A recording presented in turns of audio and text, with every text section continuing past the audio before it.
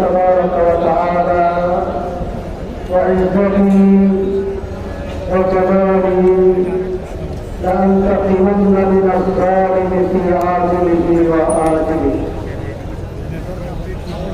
আজকে এবারতে ইসলামের গণসমাবেশে উপস্থিত ওলামায়ে কেরাম ছাত্রবৃন্দ সুধী সমাজ আল্লাহ তাআলা ছাড়বেন ছেড়বেন না। আল্লাহ তাআলা জালেমের বিচার দুইবার করেন, দুনিয়াতে একবার আখিরাতে আরেকবার। শুরু হয়েছে জালেমের বিচার। জালেমের জুলুমের কারণে ওলামায়ে কেরাম ঘরে থাকতে পারে না, ঘুমাতে পারে না, জেলখানাতে অনেক নির্যাতন সহ্য করেছেন।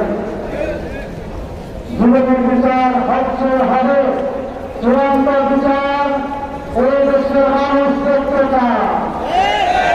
দুই নম্বর কথা, দেশের জনগণের সর্বপ্রথম দাবি হল নিরাপত্তা। সেজন্য বিদায় হতে রসূল আকরাম সাল্লাল্লাহু আলাইহি ওয়াসাল্লাম ঘোষণা করেছেন, আলা ইন্না দিমাকুম ওয়া আমওয়ালাকুম ওয়া আরাদাকুম আলাইকুম হারাম কাহুরমাতি ইয়াউমিকুম হাযা ফি ইয়াউমিকুম হাযা ফি শাহরিকুম হাযা ফি বালাদিকুম হাযা। প্রত্যেক মানুষের জান, মান, ইজ্জত, রক্ত, মান, ইজ্জত হারাম। কোন মানুষের নিরাপত্তা বিঘ্নিত করতে পারবে না। বর্তমান দেশের জন্য সর্বপ্রথম কাজ হল সরকারের জন্য, প্রত্যেক নাগরিকের জন্য, দেশের নিরাপত্তার জন্য, প্রত্যেকটি জনগণের নিরাপত্তার জন্য, সংখ্যালঘুদের নিরাপত্তার জন্য সরকার সর্বোচ্চ গুরুত্ব দিতে হবে। সাথে সাথে প্রত্যেকটি নাগরিককে সেই দায়িত্ব গ্রহণ করতে হবে। আমরা রাসূল সাল্লাল্লাহু আলাইহি ওয়াসাল্লাম আলা কুল্লিকুম রা'in ওয়া কুল্লুকুম মাসউলুন আন রা'ইয়াতিহি।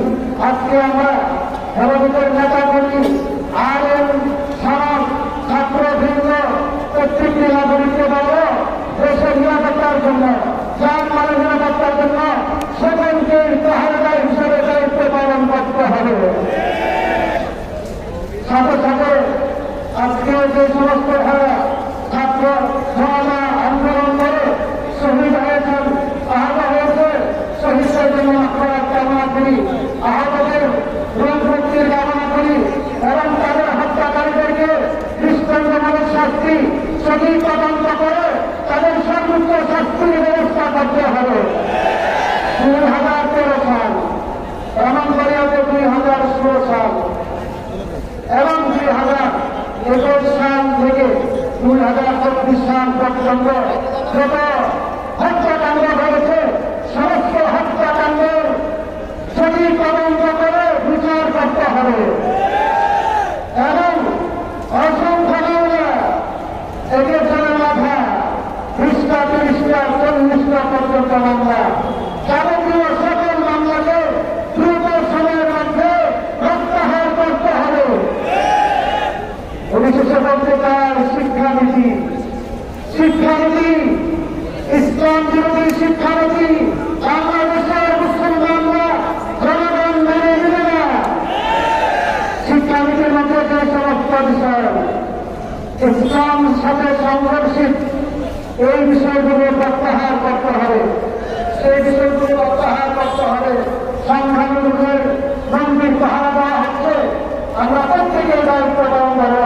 সংখ্যালঘু যাতে নির্যাতিত না হয়, বরকতের জন্য হাদিসটা বলি, আলা মান যালামা মুআহিদা আও ইনতাকাতা আও কাল্লাফাহু ফাওকা তাআতিহি আও কাল্লাফাহু ফাওকা তাআতিহি আও আখাযা মিনহু শাইআন মিন গায়রি তিবি নাফসিন কানা হাদিস। হাদিস ওলামায়ে কেরাম বলেছেন, তোমরা জেনে রেখো, যারা সংখ্যালঘু মুসলিমদের মুসলিম রাষ্ট্রের নির্যাতন করবে অথবা তার হক আদায়ের ত্রুটি করবে অথবা তার সত্যের বাহিরে আমাকে কোনো দায়িত্ব দিয়ে অন্যভাবে কোনো কিছু চাকরি গ্রহণ করবে, রসুল বলেন আমি তার বিরুদ্ধে কিয়ামতের দিন দাবি হব।